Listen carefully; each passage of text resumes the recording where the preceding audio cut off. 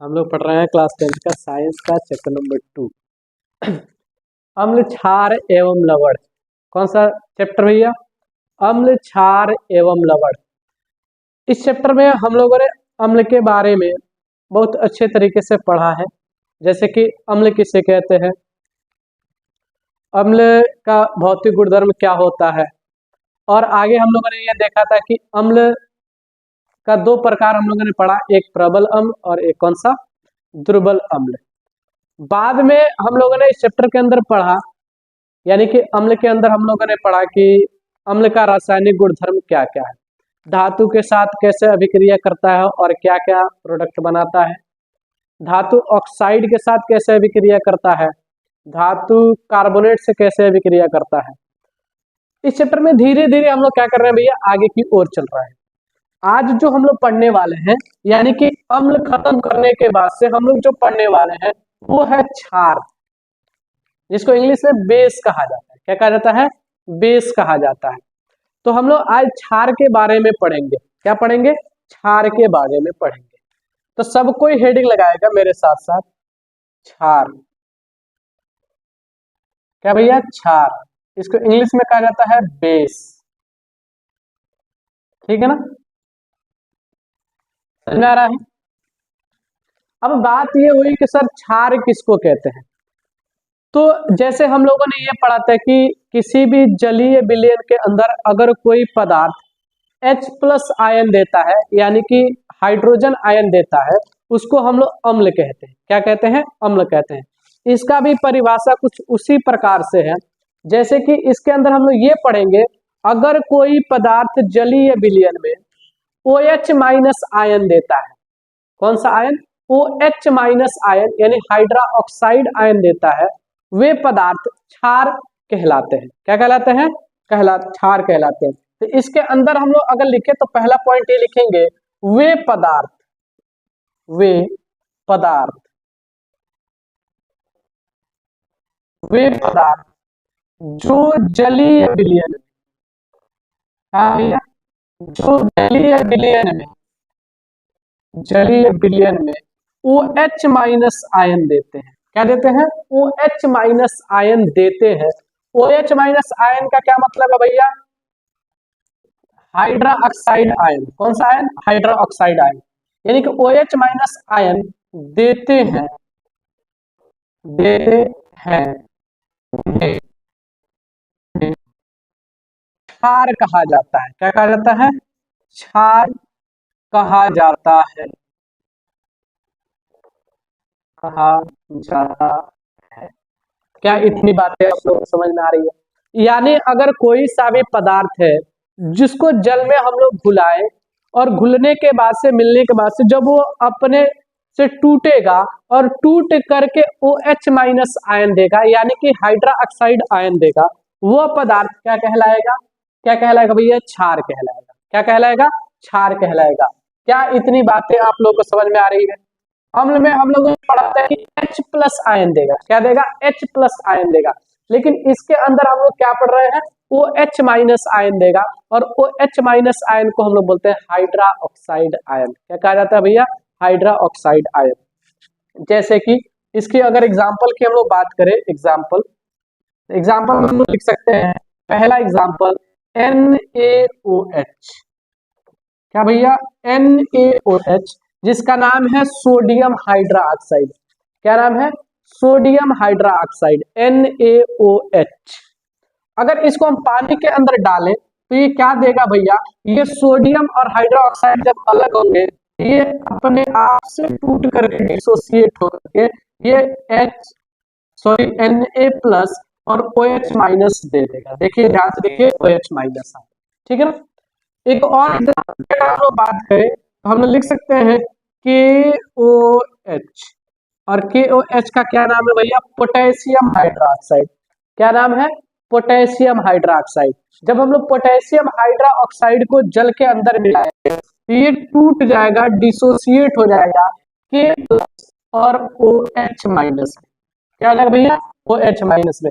और वे पदार्थ हम लोगों ने अभी पढ़ा, वे पदार्थ H+ आयन देते हैं, सॉरी देते हैं, उसको हम लोग क्या कहते हैं भैया, क्षार कहते हैं। क्या कहते हैं, क्षार कहते हैं।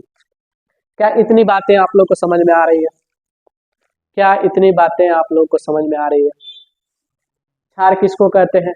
सीधा इसका परिभाषा है भैया, वे पदार्थ जो जलीय विलयन में OH माइनस आयन देते हैं वे पदार्थ क्षार कहलाते हैं। क्या कहलाते हैं? क्षार कहलाते हैं। और इंग्लिश में उसको हम लोग बेस बोलते हैं। क्या बोलते हैं? बेस बोलते हैं। ठीक है, चलिए इसके आगे अगर हम लोग चलेंगे, अच्छा इसमें हम लोगों ने एग्जांपल देखा क्या, NaOH यानी कि सोडियम हाइड्रोक्साइड और KOH यानी कि पोटेशियम हाइड्रोक्साइड।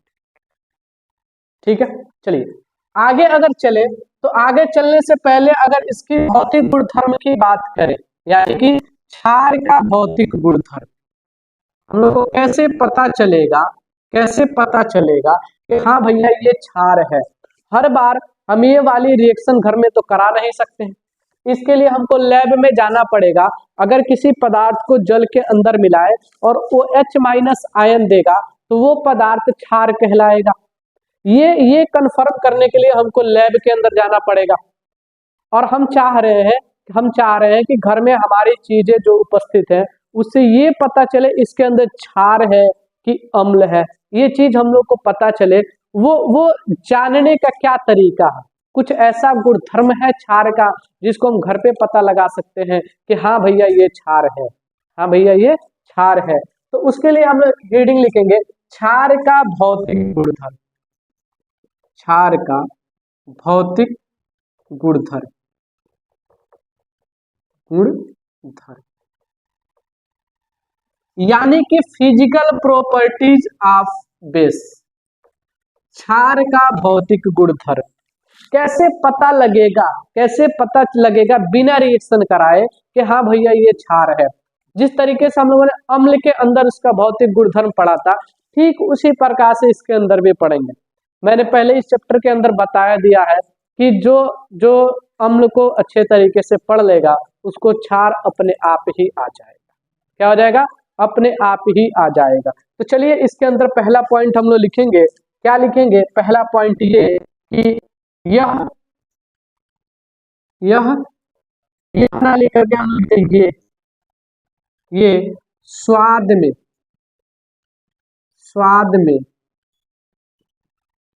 कड़वे होते हैं, कड़वे होते हैं। ठीक है भैया, यानी कि अगर हम किसी भी चीज को खा रहे हैं, अगर उसका स्वाद कड़वा लग रहा है, अगर उसका स्वाद बीटर लग रहा है, ठीक है ना, उसको हम लोग क्या बोलेंगे भैया? वो कौन सा, उसके अंदर क्या चीज उपस्थित है? तो क्षार उपस्थित है। क्या उपस्थित है? क्षार उपस्थित है। यानी कि क्षार का एक भौतिक गुणधर्म हम लोगों ने ये पढ़ा, ये क्या होते हैं? स्वाद में खट्टे होते हैं। क्या होते हैं? स्वाद में खट्टे होते हैं। चलिए सर इतनी बातें समझ में आ रही है। अगला परिवर्तित करते हैं। ये लाल लिटमस पेपर को क्या कर देते हैं? नीला कर देते हैं। क्या कर देते हैं भैया? नीला कर देते हैं।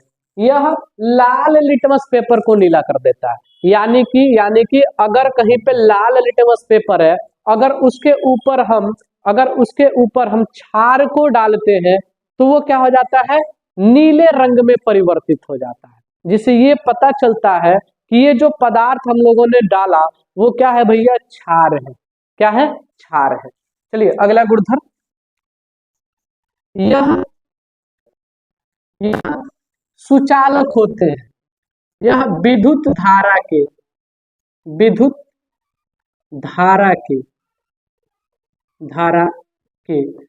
सुचालक होते हैं। क्या होते हैं? सुचालक होते हैं। क्या होते हैं? यह विद्युत धारा के सुचालक होते हैं। क्या होते हैं भैया? सुचालक होते हैं। यानी कि अगर कहीं पे क्षार है तो उससे विद्युत धारा को हम प्रवाह कराएंगे तब विद्युत धारा आसानी से प्रवाह हो जाएगी। क्या हो जाएगी? विद्युत धारा आसानी से प्रवाह होगा। जिसके अंदर विद्युत धारा आसानी से प्रवाह होता है उसको हम लोग सुचालक कहते हैं। और क्षार क्या होता है भैया? सुचालक होता है, यानी विद्युत धारा का प्रवाह कराता है। क्या करवाता है? विद्युत धारा का प्रवाह कराता है। अब ये बात समझ में नहीं आ रही है कि क्षार विद्युत धारा का प्रवाह कैसे कराता है।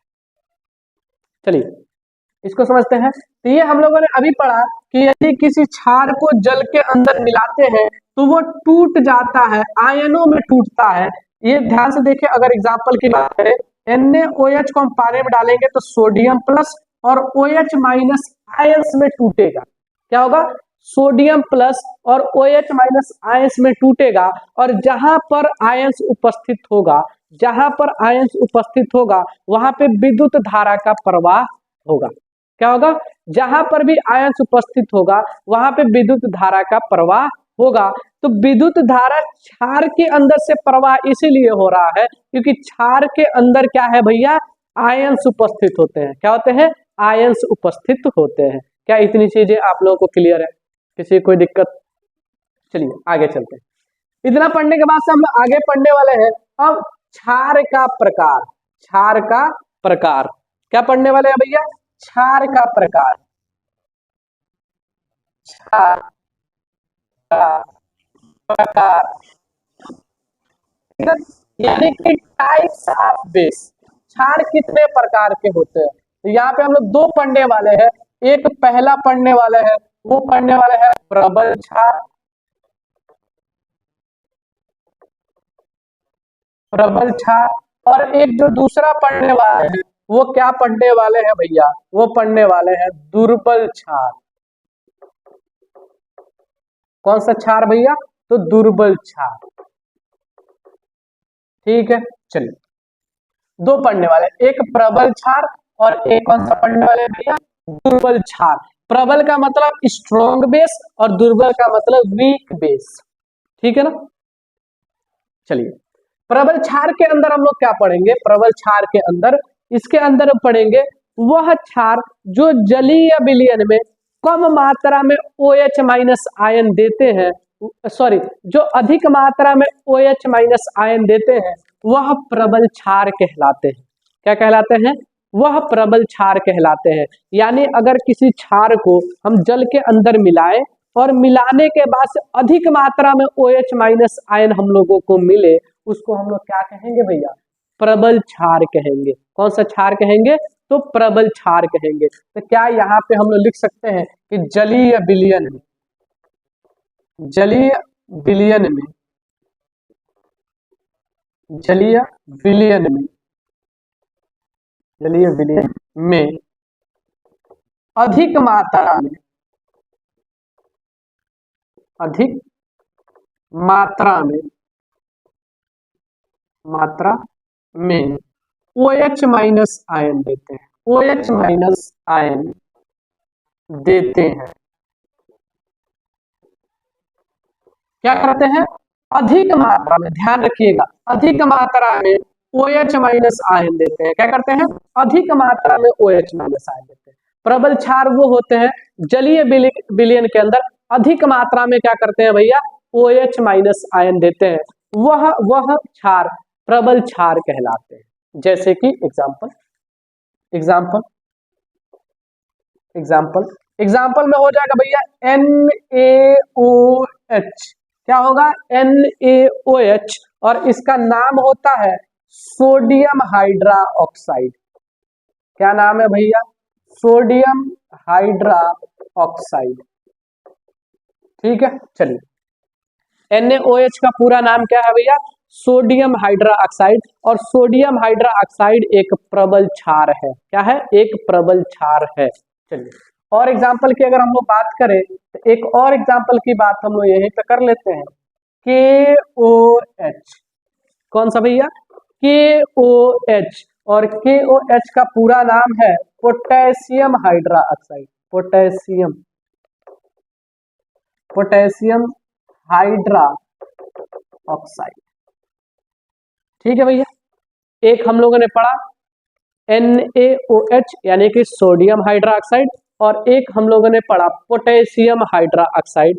ये दो एग्जाम्पल हैं प्रबल क्षार के। किस क्षार के भैया? प्रबल क्षार के। क्या ये बातें आप लोगों को क्लियर है? क्या किसी को कोई डाउट?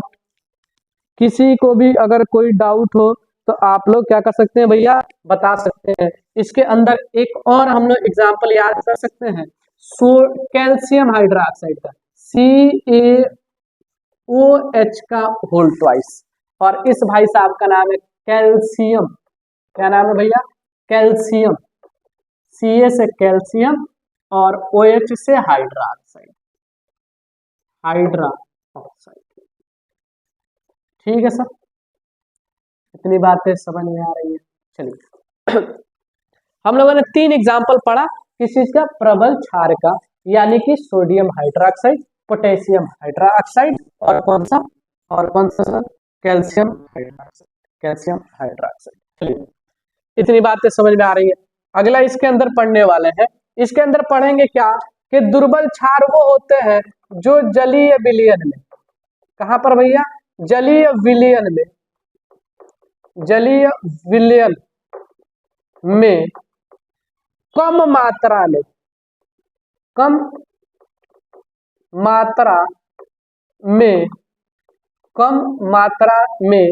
OH माइनस आयन देते हैं, यानी कि उत्पन्न करते हैं। समझ में आ रहा है? यानी कि वह क्षार जो जलीय विलयन के अंदर कम मात्रा में OH माइनस आयन देगा, यानी हाइड्रोक्साइड आयन देगा, कम मात्रा में हाइड्रोक्साइड आयन देगा, उसको हम लोग क्या कहते हैं भैया, दुर्बल क्षार कहा जाता है। क्या कहा जाता है? दुर्बल क्षार कहा जाता है, जो कम मात्रा में क्या करता है, OH माइनस आयन देता है। एग्जाम्पल में हो जाएगा हम लोग का NH3, एग्जाम्पल में हो जाएगा हम लोग का, क्या हो जाएगा भैया, NH3, पहला NH3 अमोनिया।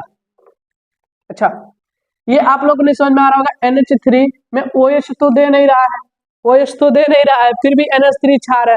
इसके लिए आप लोग जब क्लास 12 में पढ़ेंगे तो आप लोगों को पता चलेगा कि NH3 कैसे एक क्षार है। क्लास 10th के लिए बस आप लोग इससे निवेदन है, आप लोग बस इतना ही ध्यान में रखें कि NH3 एक क्षार है। और कौन सा क्षार है भैया, कौन सा क्षार है, दुर्बल क्षार है, और इसका नाम है अमोनिया। क्या नाम है भैया, अमोनिया। ठीक है सर, अमोनिया, क्या नाम है इसका, अमोनिया। दूसरा एग्जाम्पल और क्या लिख सकते हैं, NH4OH।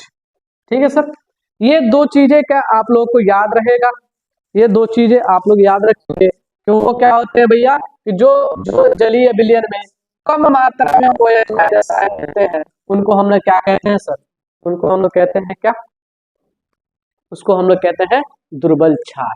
क्या इतनी बातें आप लोग को क्लियर है? क्या किसी कोई डाउट? क्या इतनी बातें आप लोग को समझ में आ रही है? सॉरी, थोड़ा सा कैमरा हिल गया। ठीक है ना, चलिए आज के लिए हम लोग इतना ही रखते हैं। अगले लेक्चर में हम लोग देखेंगे कि रासायनिक गुणधर्म क्या होता है, क्षार का रासायनिक गुणधर्म क्या होता है। ठीक है ना, चलिए इसके साथ ही हम लेक्चर को समाप्त करते हैं। मिलते हैं अगले लेक्चर में। जय हिंद, जय भारत।